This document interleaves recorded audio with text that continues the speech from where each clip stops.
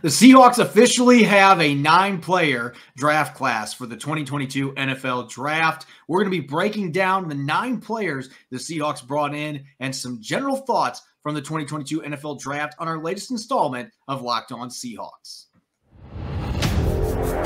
You are Locked On Seahawks, your daily Seattle Seahawks podcast. Part of the Locked On Podcast Network, your team every day.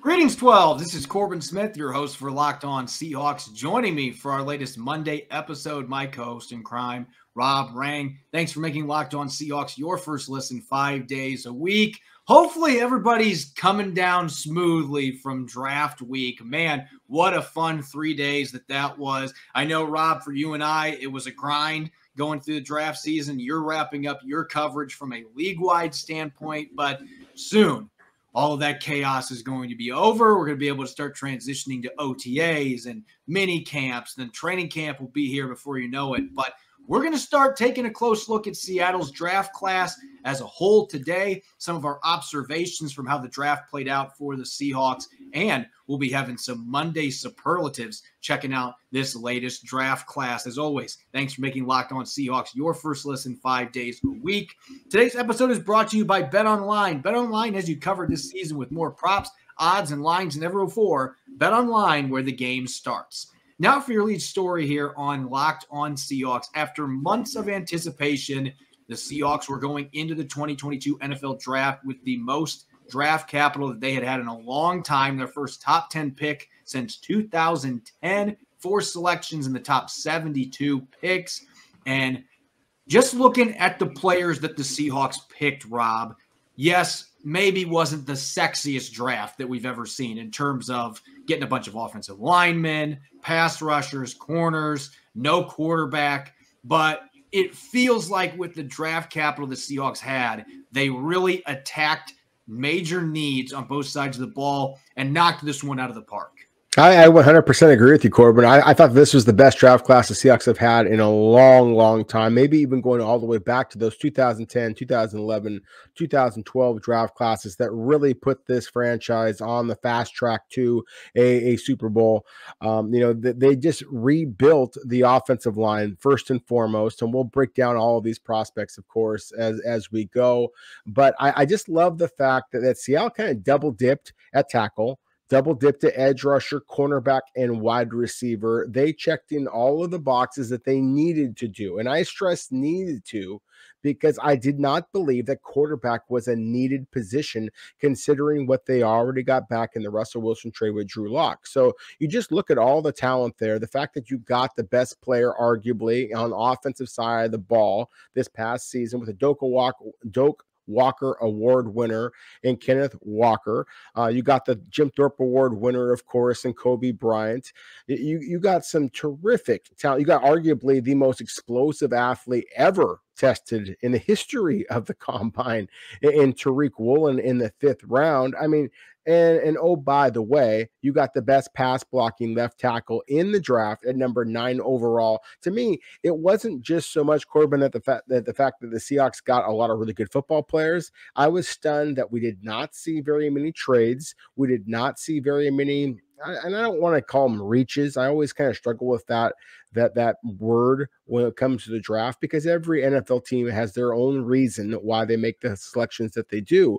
But the fact that Seattle just felt like they weren't going for home run hits here. They were going for just strong line drive kind of hits throughout this draft class. And I think that it really set themselves up beautifully to be able to compete this next season and certainly in the future as well. I like the baseball analogy because I think a lot of times John Schneider and Pete Carroll go up to the plate swinging a 40-ounce bat trying to smack the ball 500 feet to left field. They're trying to pull it into the bleachers, and sometimes they connect. And then there are other times where they whiff and end up driving themselves into the ground like a corkscrew. And we unfortunately have seen that a fair amount of times in recent drafts. They got back to the basics and they were hitting those line drives. Let's try to hit up the middle. Let's go opposite field. let's get us good value picks at positions of premium importance. Let's check off these needs. Let's not force the issue for maybe a player that's just got incredible athletic traits. Day 3, you can take those gambles. But to me, and we'll have a chance here in the next segment to really break down some general takeaways from this draft. But to me, the biggest takeaway when I look at what they were able to bring in, this 9-player haul, this was a foundation draft for the Seahawks. They made a statement by going out and getting 2 tackles in those first 4 picks, being able to get 2 pass rushers, one that has incredible athleticism, another one that had a great pressure rate the last 2 years. And really, that was the other thing that jumped out. You had all these different doubling up at certain positions, tackle, edge, receiver, corner. It felt like with all of these, you had one player of the 2 that was a younger, higher upside, untapped potential type player. And then the other one was a more polished, older prospect. The edge rusher duo being the only one that seemed like that, they're both a little older prospects. But you could make the argument that Boye Mafe is that ball of Play-Doh that still has so much left to be developed. And Tyreek Smith is maybe a bit more of a refined player, even though he didn't play a ton of snaps at Ohio State. With his skill set, you see a hand technician as a pass rusher. And so this really was that first key draft where you are building in the trenches. You're getting some quality depth guys at minimum at corner, receiver. You take some flyers on a few players late, and you're able to build that foundation inside out. So if Drew Lock's your quarterback, or if your quarterback's in next year's draft class, or it's somebody else that's in the league on another team, whatever it ends up being, when they find the guy that is their next franchise quarterback here, whether it is one of those guys that I mentioned, it's Drew Lock, whatever, they have the pieces in place now where they can plug that QB in and they can be back in contention in the NFC West. That's the kind of draft they had to have here, and they were able to get it done. Now the question is, are they going to be able to live up to the expectations on the field? Well, and that's obviously something that it's going to be fascinating to kind of watch how that process unfolds. But yeah, I love that you mentioned just how Seattle basically kind of complemented a project, just a guy who has incredible athletic ability with a little bit more pro-ready player. So the project and the pro-ready, I think that when you do that, you just really set yourself up to be successful. And, all of our listeners here, Corbin, have heard me kind of just bemoan the fact, heard us, frankly, bemoan the fact that Seattle did not take advantage of a center class last year that I thought was one of the great ones I have ever evaluated in 20 plus years of doing this. And it just angered me, because I thought this is clearly an area of concern for the Seahawks, and they did not take advantage of it.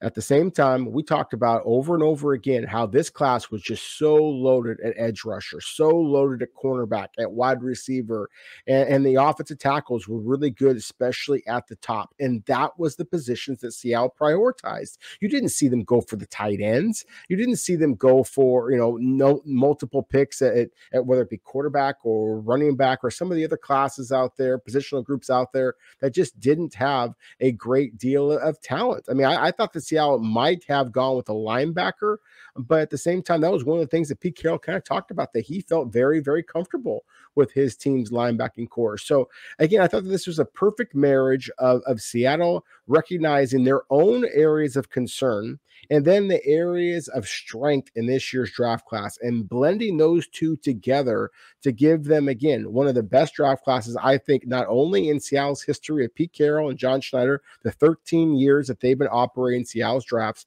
but also one of the best draft classes in all of the NFL.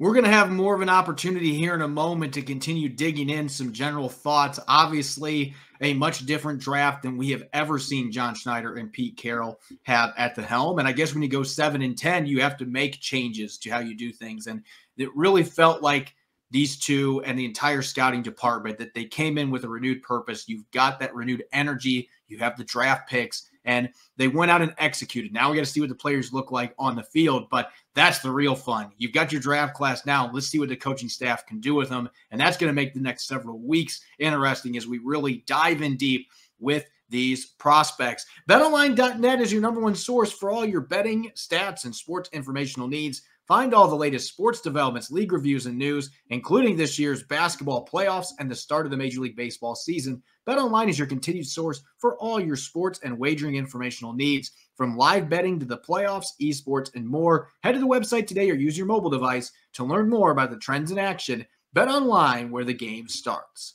You're listening to the Locked On Seahawks podcast, Monday edition. We are past the draft, the chaos of the draft, and now we've got a 9-player draft class for the Seahawks to dive into. I'm your host, Corbin Smith. Joining me as always, Rob Rang. Thanks for making Locked On Seahawks your first listen 5 days a week.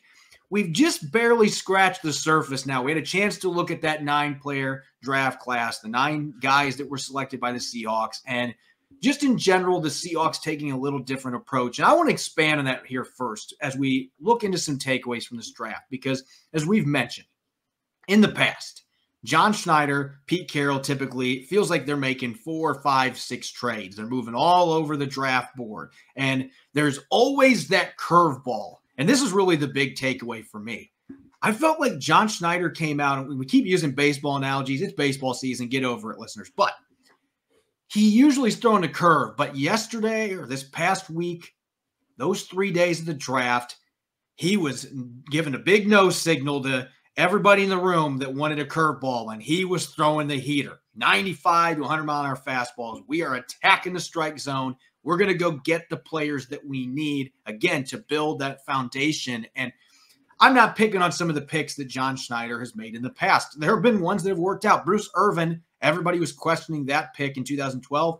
Ended up being a pretty solid first-round selection, a key contributor on their Super Bowl champion, and also their second team that almost won it against the New England Patriots. Had a very solid NFL career, but then there have been the moves where they have picked players like L.J. Collier, for example, and those have not worked out.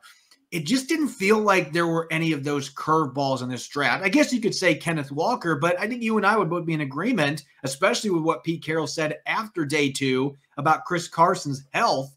That was as ominous as it gets in terms of an update, a non-update on Chris Carson. They don't know if he's going to be healthy. My general thoughts on that are it's not looking good, and I don't think they'd be picking a running back in the second round if they were optimistic he'd be available. So they really were going after needs, and running back was a need, a bigger need than many fans realized. So this truly was I'm attacking our needs. We're going to address them. We're going to double up on several of these, and we are going to make this foundation strong for whenever we have our quarterback. Yeah, I would 100% agree with you. Again, I think that this was as by the book. Ian Furness said it by chalk as you've ever seen a Seahawks draft. I mean, they really, I think, just kind of scheduled out exactly what they were going to do. They told us what they were going to do. They told us that they believed in Drew Lock, and they were not going to be taking a quarterback very early on. They suggested as much. There's all kinds of questions about what type of offensive tackles fit in for this team. The fact that Seattle only had 3 offensive tackles on their roster heading into the draft was about as big of a tell as you possibly can get. I think, again, to kind of follow along with the baseball analogy, I always think about the old, kind of kid movie, The Sandlot, and then the kid just saying, the heater, we're bringing the number, we're bringing the fastball here, and you just can't keep up with it. We've been so programmed, or at least I've been so programmed to try and time that curveball, time that changeup, that I was kind of thrown off balance a little bit when Seattle did just kind of put that fastball right down the pike at number 9 overall, taking the offensive tackle, Charles Cross. It was just too obvious for me. I wasn't expecting Seattle to do with what they were expected to do. I mean, when does that happen with the Seahawks? And yet that is exactly what they did. And I get it. I've already done a couple of the interviews and the national pundits out there who are like, hey, where's the quarterback? You can't, taking a running back in the second round. This is Seattle going for another one of those luxury picks. Oh my God, when is Pete Carroll and John Schneider going to get into the 21st century? There's only so many teams in the 21st century who are walking around with a ring, and Seattle is one of them. And they just went with the same strategy that they did the first time that they built this franchise.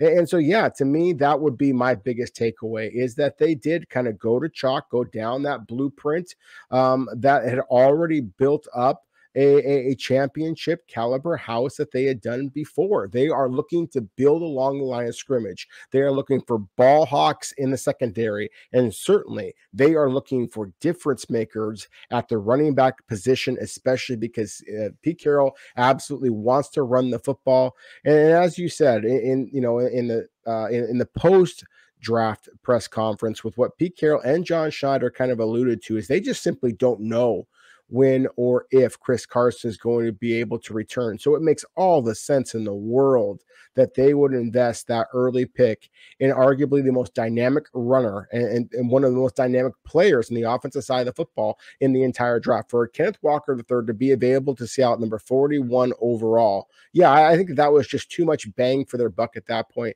That's why he was made this selection. It wasn't because it was a luxury pick, as some already are starting to suggest. Yeah, I think if they would have drafted a receiver that early, I would have been screaming that's a luxury pick, because you've still got DK Metcalf, you've got Tyler Lockett, you just drafted D. Eskridge in the second round. But running back, you've got a starter, Rashad Penny, who's had a bunch of injuries. Chris Carson's uncertainty. Travis Homer is going to be a free agent after this year. DJ Dallas will be the only other guy that's under contract next year. So they've got some question marks at that position, both short and long term. So I had no issue with this move. No reason to be concerned about that. You're bringing in a blue chip talent, a guy that was the Doak Walker Award winner and a first team All-American last year. No, by the way, has 4.38 speed. So he's actually faster than what Rashad Penny was coming into the league. So a dynamic playmaker to add to your backfield arsenal. This draft, it almost felt like it was borderline boring. Like, I was joking with a few of the other reporters in the draft room about this at the VMAC that, you know, we're so used to scrambling on our computers because John Schneider's made 18 trades and moved up and down the board, and yet that never happened. It's not that they weren't trying either. As John Schneider pointed out, I talked to a few people that had intel on this, and they were looking to trade up potentially in the top 10, but it was to get Charles Cross because they were worried they weren't going to have him fall to them at number 9. They got lucky, things worked out, and Cross was there for them. And then they weren't going to trade down at that point either because they had their guy in place. So those trades falling apart, a lot of it just had to do with the way the board fell. And they ended up getting the guy that they wanted in Charles Cross, and everything was just chalk after that point for the most part. And so very different. Real quick, you mentioned the quarterbacks. I think that's the other big thing that we need to discuss from this draft, because I did find it odd. You and I have been talking about this QB class ad nauseum since Russell Wilson got traded. Even before then, when there was some speculation, we were looking at some of the quarterbacks in this class. And I think you and I would both agree, not a great quarterback class, but I don't think anybody saw one quarterback being picked in the first 65, 70 selections.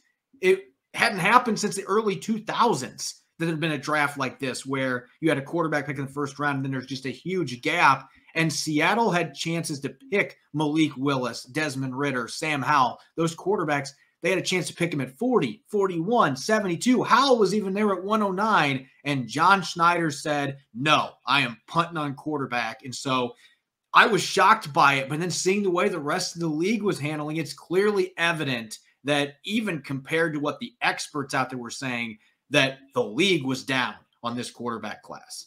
The league was very down on this quarterback class, Corbin. That's the thing. I mean, I talked to a couple of teams that, no one wants to throw any kind of shade on the Pittsburgh Steelers and outgoing general manager Kevin Colbert, who, of course, made the only selection of any of the quarterbacks, 20th overall. That was where I had the first quarterback going in this draft class. But, of course, I had Malik Willis going there, and he wound up going in the tail end of the third round.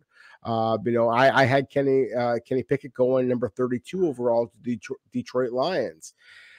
So I did think that we might see the quarterback start to slide down the board a little bit. You and I did a mock draft on this very network where I had Seattle going with a quarterback on the second day. But then on the mock draft I did with the Seahawks.com, I had him taking only one quarterback, and that being in the 7th round. I thought that there might be a little bit more buzz in the media world when it came to quarterbacks than there certainly was with the NFL teams. And so I feel pretty good about that. But yeah, I certainly did not anticipate that we would see the quarterbacks come off the board as slowly as they did.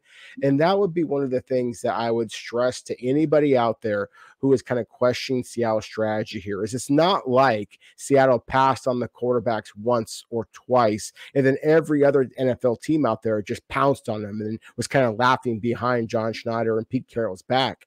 Every NFL team passed on these quarterbacks multiple times. And as I said before, and you know, again, I don't want to put words in your mouth, but I believe that you feel similarly. Drew Lock, at least in my opinion, would have been the first quarterback selected this year. I said that since the moment that Seattle made that trade, sending Russell Wilson to the Denver Broncos. And it's not that I think that Drew Lock necessarily is a guaranteed kind of a guy. I just think that the guys that were drafted this year at the quarterback position were even less certain. And so to me, that was the kind of hidden genius of Seattle's decisions here on draft day, is now they have a guy in Drew Lock. They have said, look, basically, we are all in, not just in our words, but in our actions. We are all in on you. What can Lock do for the Seahawks? That's what's going to be fascinating here. And if not, if he is unable to take advantage of the fact that he is on the final year of his contract, DK Metcalf is in the final year of his contract, you bring in all this talent along the offensive line to allow him potentially to pop. If that's not the case, then Seattle has the 2 first-round picks, 2 second-round picks next year, and a quarterback class that looks that much richer. Seattle has put themselves in position to get a true franchise quarterback. Maybe they already have him, again, in Drew Lock. Maybe it's Jacob Eason or Geno Smith.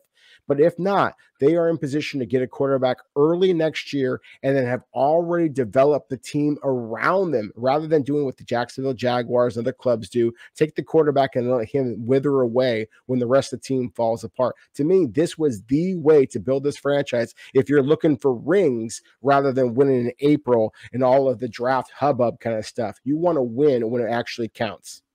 Yeah, I don't think anybody would have batted an eye if the Seahawks would have taken Malik Willis or Desmond Ridder with one of those second-round picks. There might be some fans out there that think they should have picked one of those guys instead of Kenneth Walker. Everybody's got their own opinion, but Schneider said it best the other day. The quarterback and head coach together, that is the most important connection for an NFL team, and it's got to be the right fit. Clearly, they did not believe the player was there that was the right fit, or they would have picked in the 3rd round, or even 109 with Sam Howell. If they truly believed in one of these quarterbacks, then they would have gone for it, and they didn't. So didn't press the issue. Clearly, actions speak louder than words, and their actions by not picking here, as you mentioned, this is as much of a vote of confidence as you can give for Drew Lock and Geno Smith, at least in the short term, by choosing to bypass these quarterbacks. When we return in a moment, we're going to have a little bit of a Monday game, some superlatives for this 2022 draft class. Who might be the best pick? Who's got the best chance to be an all-pro?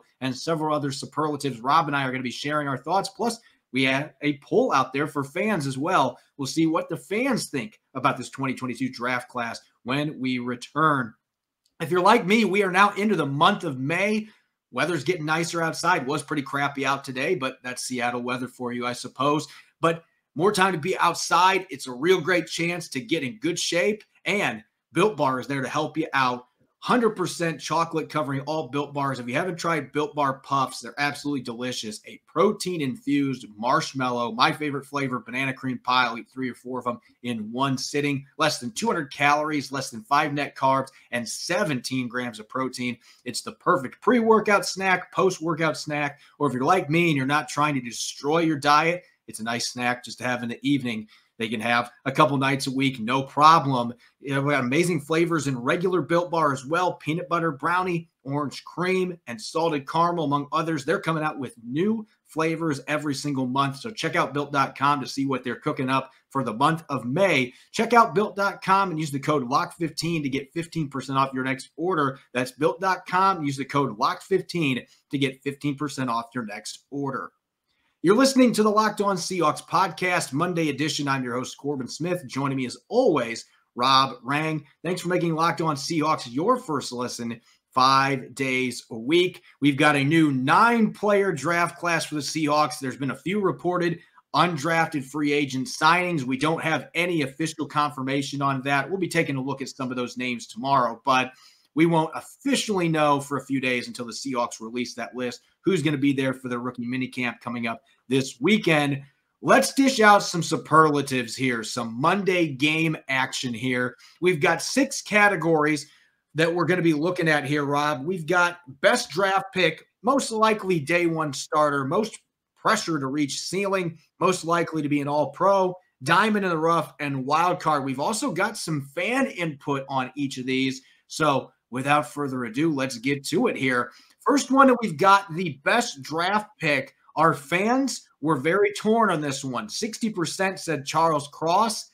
35% said Kenneth Walker, the running back out of Michigan State. So, again, running backs, when have they ever been divisive when they get drafted in early round? Especially when you're talking about Seahawks fans. But there's a lot of fans that love that pick. Where do you stand on this? In your opinion, what is the best overall pick? Or I suppose you could look at that best value pick for the Seahawks in this draft.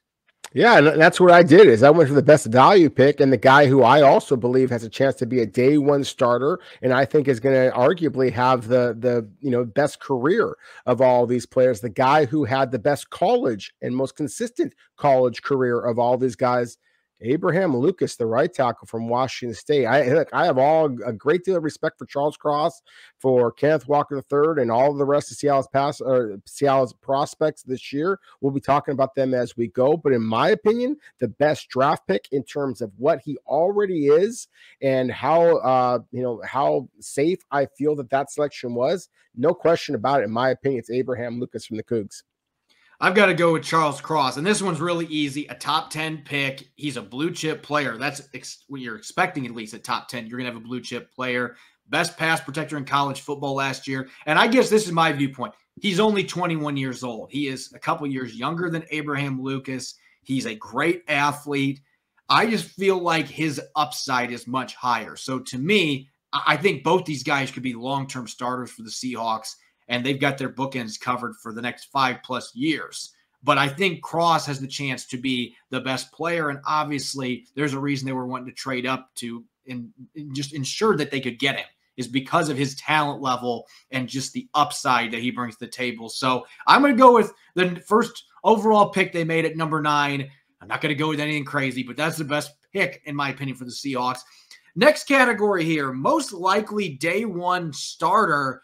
And Charles Cross won this by a landslide. 82% of our listeners picked Cross. Abraham Lucas finished second. We know they had 3 tackles on the roster, so that should not be a surprise that the 2 tackles picked in this draft got the highest vote percentage.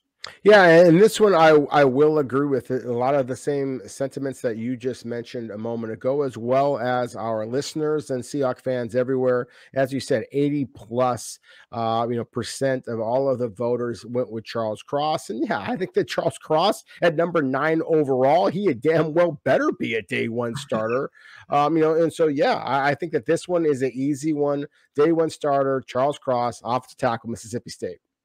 See, I'm going to go to this defensive side of the football.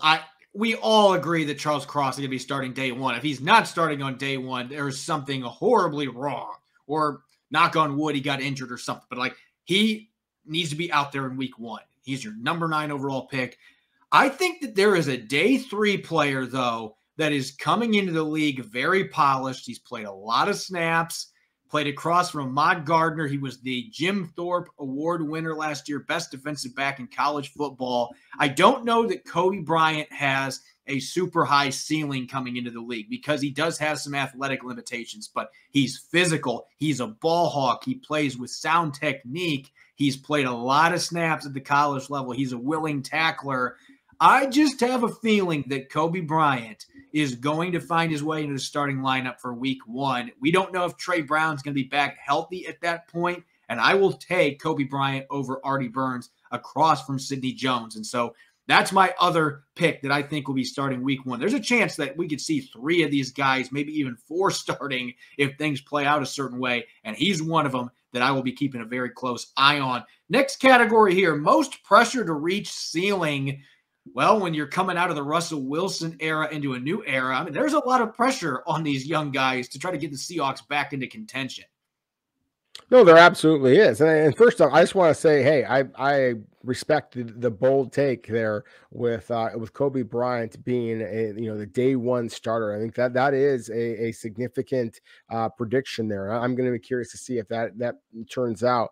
To me, of all the players that have the most pressure, again, you can make an argument for Charles Cross, obviously. Again, number 9 overall selection, but anybody who watches him can see the athletic talent. But I think the guy that has to live up to all the hype is the guy who was a one-year starter and an unbelievable player at the college level during that 1 year. But that's Kenneth Walker III from again, Seattle's number 41 overall selection. You are expecting guys drafted that high to come in and be highly successful players. We have seen some of the running backs that Seattle selected, especially Rashad Penny, obviously as a first-round selection, not live up to expectations, at least early on in their NFL career. So to me, as far as pressure, I think that Kenneth Walker III has the most pressure on him. He has to be a superstar. Otherwise, Seattle is going to get hounded by all of those out there who say that was a luxury pick. What the heck were you doing? Yeah, and that one makes a lot of sense. I'm going to go with the guy that was picked right before him. And in fact, this was the player that got the highest percentage on our fan vote. Cross and Boye Mafe were both above 35%, but Mafe actually finished in first place in this one. And I think that I have to agree with that for a couple of reasons. One, the pass rush has been just as bad as what the pass protection has been the last couple of years in terms of consistency. This team badly needs an alpha dog as a pass rusher. Now, maybe Darrell Taylor is going to end up being that guy, but 260 pounds, 4.53 40-yard dash speed, 40-inch vertical. I mean, Boye Mafe checks off all the athletic traits, but the production wasn't there for most of his college career. You did see him really make big strides last year at Minnesota, and he played great at the Senior Bowl. So the Seahawks are betting on what they saw there and in his final season that he's just scratching the surface of his potential. But I think the fact that he was picked at 40 and this team so badly needs a pass rusher, I do think there's a lot of pressure on him to show that he isn't just an athletic specimen and that he can be a talented pass rusher in the NFL. There's going to be a lot of weight on those shoulders joining this defense that wants to get back to being among the elite in the NFL. Next one here, most likely to be an all-pro. Now, this is quite a mountain for any player to climb, but most of the votes from our listeners went to Charles Cross or Kenneth Walker. Mafe and Tariq Woolen also got 10% apiece. So we had 4 players that got a fair number of votes on this one. Again, this is a huge mountain to climb. There aren't very many all-pros. The Seahawks haven't had very many all-pros in their history. But, Rob, which guy from this class do you think has the best chance to become one? Yeah, I'm going to go with Walker. And the reason why is because you just see a different level of elusiveness, of straight line speed, of balance through contact. I mentioned before the fact that he played at 2 different programs, or at least that he did not become a starter until this past season. When he transferred to Michigan State, previously had been a backup at Wake Forest. Albeit a very productive backup at Wake Forest. But still, the fact that he did play at 2 different programs and was very productive in both of them is one of the reasons why I think that this guy has the talent to be able to come in and be an immediate impact star. We know that Rashad Penny and his lack of durability and Chris Carson, as we talked about before. And we also know that Seattle, if they do find themselves a superstar, they will load him up and allow him to really have opportunities to put up incredible numbers. So I would argue that running back is probably as difficult of a mountain to climb to become an all-pro as there is in the league. But yet I still believe that Kenneth Walker III has that type of talent. And I'm going to look at it from a little different perspective. Which player from this draft class has the best chance to become one of the top 2 or 3 players at his respective position group? Yes, there are a ton of really great running backs in the NFL, but there aren't many teams that use their running backs the way that the Seahawks do these days. And you hinted at that, but I've got to go with Walker because he can outrun people. He's got the 4.38 speed. He can break tackles, not necessarily a bulldozer, but he broke 85 tackles last year, which ranked 3rd in the nation according to Sports Info Solutions. So he can do a little bit of everything. He's ran at his best in a pro-style offense. He can run gap schemes, zone schemes, counters, you name it. So I look at the talent he has, the experience he has coming into the league in that type of a system, and just how Seattle uses running backs, to me, he's got the best chance to be a top 2 or 3 player at his position of any of the picks the Seahawks have. So I'm agreeing with you on this one on Walker. All right, last 2 here. We've got Diamond in the Rough. This one was really spread out for our listeners. Just listen to this, Rob. Tariq Woolen got 30%. Bo Melton got 23%. Abraham Lucas got 15%. Derek Young got 14%. And Tyreek Smith got 8%. And Bryant and Walker also got some votes. Now, I don't think Walker can be a diamond in the rough. He's a second-round pick. But the point is, this one was, of all the different categories we have, was the most spread out, most wide open. Who would be your diamond in the rough candidate? Well, it has to be the guy that I literally wrote on a Diamond in the Rough article, and that being Tariq Woolen from the University of Texas, San Antonio. And it's not just the fact that he's a small school guy. It's not just the fact that he has all the incredible athletic ability that he has. It's not even just the fact that as a 5th-round selection, former wide receiver, turned cornerback, I mean, just the Richard Sherman parallels there are just so exciting. It's the fact that Seattle does have some concerns at cornerback, and this guy's traits are that special. And as a former wide receiver, he does have the ball hawking ability to be able to, to create those splashy plays. I mean, he only had 2 interceptions over his college career, Corbin, but one of them came with a cast on his hand. And also he only had 2 pass interference calls against him this past season as well. So this is a guy that does have that type of talent. He's not the physical mauler that you might expect for a guy who's 6'4", those 34-inch arms that he possesses. So I just think that the upside is through the roof with this kid. He is raw, but at the same time, the upside is so exceptional that I think that he does have a chance to actually be that kind of hidden gem, that gold that you're looking for, thus the name Diamond in the Rough. I'm going to the 7th round for my pick on this one. Derek Young from Lenoir-Rhyne. I mean, what would describe a diamond in the rough more than a Division II player picked in the 7th round that, like a lot of Division II players, has had to deal with more adversity than any other football players during COVID. I mean, they didn't have a season in 2020. And this past year, he had to deal with an MCL sprain for part of the year and missed a chunk of the season. But I mean, this is a guy that's had a lot of adversity, but I just look at the traits. They just pop off the page. 6'3", 220, 4.48 40-yard dash speed, 6.88 second 3-cone. At that size is flat out ridiculous. He's played running back. He's played receiver. He's hit people on special teams coverage. He's returned kicks. I know it's the D2 level, but this guy's got the traits. If he is able to handle the jump in competition, he could be a lot of fun. This is a guy that could be an instant contributor on special teams, and a year or 2 from now, he could be your Deebo Samuel light. I don't think it's far-fetched to say that if he's able to make that jump. That's a big if, but to me, the physical traits this guy has, the size, those things pop off the screen when you look at him. And so that is the definition of diamond in the rough. I could see him being a very interesting 7th round pick. And our last one here, real fast, the wild card. Woolen dominated this one, 73% of the votes from our listeners. Who would be your wild card from this draft class?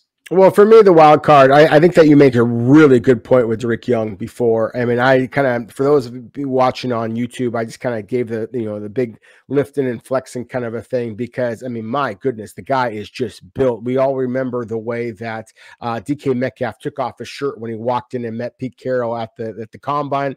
I think that Young may have done the exact same thing because the guy is yoked. 7th round picks should not look the way that this guy looks. So I would mention them as at least a little bit of a side note in, again, the diamond in the rough and the wild card conversation. But for me, it's Tyreek Smith. If Tyreek Smith had just had a little bit better luck in terms of durability at Ohio State, I think the 3-year starter would have wound up becoming a much, much higher selection. He is a roll of the dice because durability is what it is. There's not a lot of guys who can become more durable in the NFL than they were at the college level. But obviously, pass rusher being an area of concern for the Seahawks, Tyreek Smith having the using his hands the way he does, having the burst up field the way that he has, I think that he is a guy that really could be something special if Seattle and Smith is just a little bit lucky with the durability aspect. And I've got to go with the listeners on this one because Tariq Woolen, you want to talk about the definition of a wild card. There has never been an athlete like Tariq Woolen coming to the NFL. I mean, you and I, we're guilty of it. We call guys physical freaks or athletic freaks all the time. And all these NFL players are compared to the rest of the population. But in terms of freak athletes among freak athletes, this is an example where it is not hyperbole. There had never been a 6'4" athlete go to the combine and run a 4.26 40 and jump 42 inches vertically. Like, this guy is truly one of one as an athlete. We've never seen anything like it. But he's played corner for 2 years. He's got 16 games under his belt as a corner. He is very raw in terms of the techniques and understanding coverage schemes. It is going to be a battle to get him up to speed in that regard. But man, the traits, and who better to coach him than Pete Carroll and Carl Scott now being added to staff. These are the right guys to coach this kid up, and he's got the work ethic. He's really made strides. Now the question is, how quickly can he develop at the next level? Because this guy could end up being an all-pro caliber corner with the right coaching. I don't think that it's far-fetched to say he has that high of a ceiling. At the same time, he could be Obi Melifonwu 2.0, and it could be out of the league in 2 or 3 years. He's an athletic specimen. Now we got to find out, can he become a really good football player to go with it? So if that doesn't scream wild card, I don't know what does. As always, you can follow me on Twitter at Corbin Smith NFL. You can follow Rob at Rob Rang. Make sure to check out the Locked On Seahawks podcast, Apple Podcasts, Google Podcasts, Spotify, and 5 days a week streaming on YouTube. Coming up on our Tuesday show, we promised we're going to dig deeper into all these prospects. We're going to talk about the Seahawks' first selection, Charles Cross, really going to dig deep into his strengths, weaknesses, where he fits going into the 2022 season and beyond. Plus, we'll start to dive into some of the undrafted free agents that have been linked to the Seahawks as we head towards the start of rookie minicamp. Enjoy the rest of your Monday. Thanks for listening. Go Hawks.